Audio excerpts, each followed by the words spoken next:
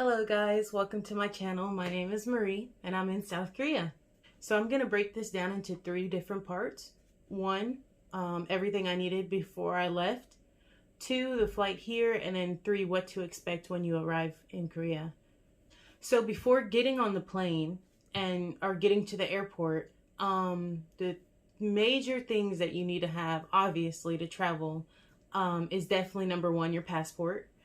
Number 2, copies of your passport, just in case. You never know what's going to happen, and I suggest putting maybe the copy of your passport in a different bag or in a different spot than you're going to keep your actual passport.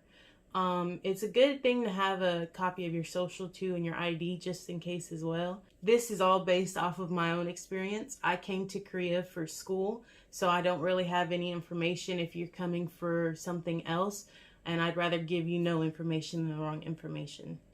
When I got to the airport, they asked me for my passport, my boarding pass, and the reason why I'm traveling. Right now, because of COVID, non-essential travel is restricted. So unless you're coming for a specific purpose, I'm not sure if you can travel or not. But I told them I was going to South Korea for school. So yeah, basically when you get to the airport, you just need, normal things, your passport, your booking, the reason why you're going.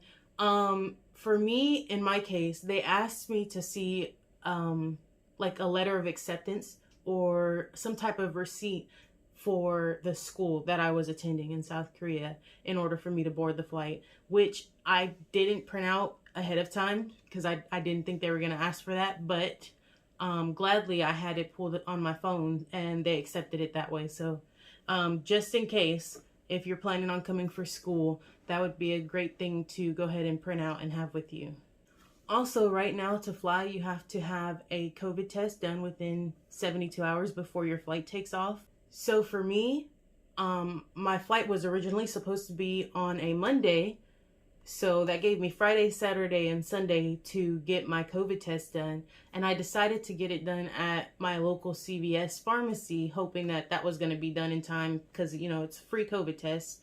So I was hoping to get it done there, and hopefully it was going to be done in time for my flight. Then I realized that the lab that they use to do their COVID testing is closed Saturday and Sunday. Yeah. So ultimately, I ended up having to push my flight back to a Wednesday, which gave me now Sunday, Monday, and Tuesday. I'll take my COVID test. And I ultimately ended up just going to LAX airport. They have a few businesses down there that do COVID testing specifically for people traveling and traveling internationally. So I ended up going there and I did a test, and it cost $175 to get it done. So that sucked, but thank God I got it done. I'm negative and I was able to fly, so that's good. Okay, number 2, the flight. So for me, this was my first time traveling outside of the United States of America.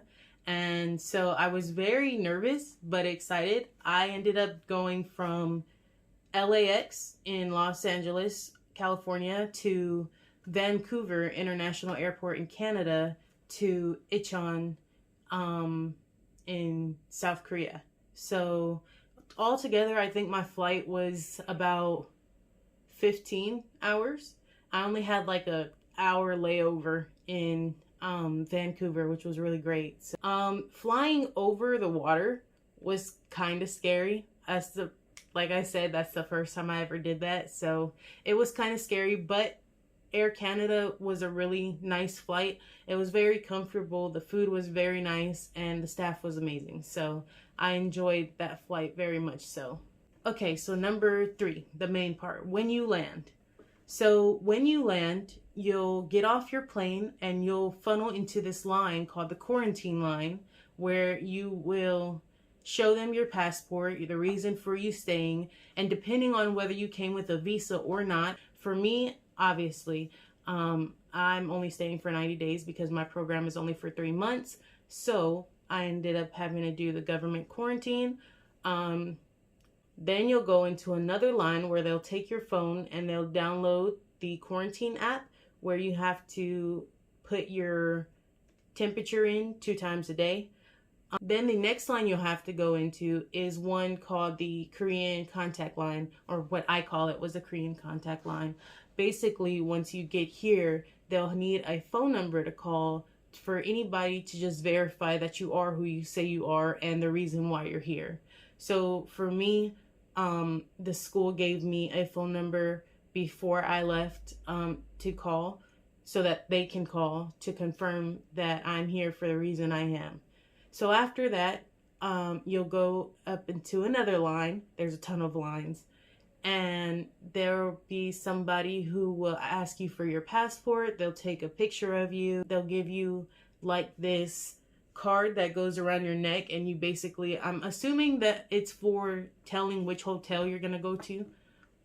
Because there are different hotels you can get quarantined. You don't have a choice where you get quarantined at. So I'm assuming that's what that's for. And after that, they'll let you pick up your bags, and then you'll be escorted into a waiting area where you'll sit and wait for, I'm not entirely sure what you're waiting for, but basically I'm assuming you're waiting for the bus to be ready for you and your group of whoever you're in the group with to get on the bus if you're all going to the same place. And then the bus will bring you to your quarantine facility. You'll take a COVID test as soon as you arrive. You'll pay for your quarantine, and then you'll go up in your room, and then you just have to live out 14 days. That's basically it that I have for this video. I don't really have a very detailed information about it, but I know that there's some videos out there that don't touch on this subject, so hopefully this helps.